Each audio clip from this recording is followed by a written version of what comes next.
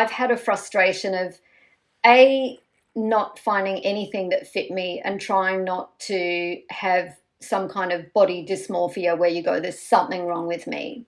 It really got to a point where I'm like, I just don't get it. Nobody could explain to me. I'd never even heard the word petite until I was in like my early 20s, worked with a seamstress. I just knew everything that came to me that I had to wear for a shoot or on stage had to be altered. And there was no connecting the dots. So I worked with a seamstress in London and I said, I don't know, there's something wrong with me. And she said, oh, please don't think there's anything wrong with you.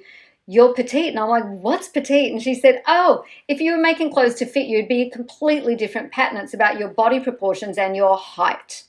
Your height only, not your dress size. Your height. Your torso is smaller, your neck is smaller, your legs are shorter, your arms are shorter.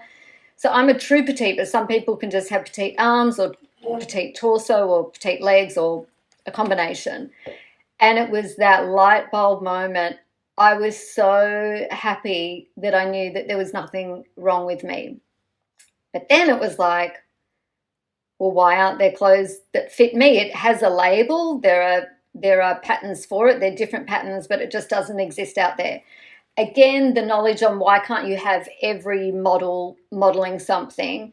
When a brand is going to launch, to do the petite version of it is a different pattern, a different mannequin, a different team. It's different from the ground up. I am normal. It's just, it doesn't exist out there, and I get it because a lot of brands don't have the money to do it. So then I went into research, a bit of math. Well, how many other people out there are like me?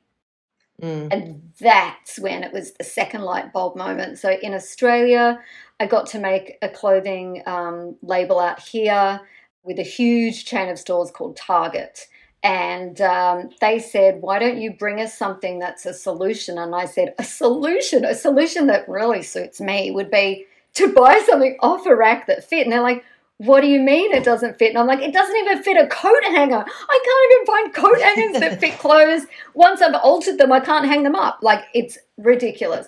So we set about doing this label, and it's just all of those moments where you kind of understand why it wasn't there, but then me just going, I want to find the people that I could put around me to make that happen. And so that joy of just having an idea and then seeing it come to life and getting messages from people who could be, I've had one from a lady who said, I'm 70.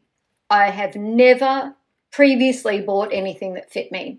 Wow. That's amazing. And so I want to change that. So I call it the petite revolution, and wanting to create something that years down the track is not a novelty. It's not an afterthought. It's not a range of clothing from a designer where you can get that one pair of black pants also in a petite.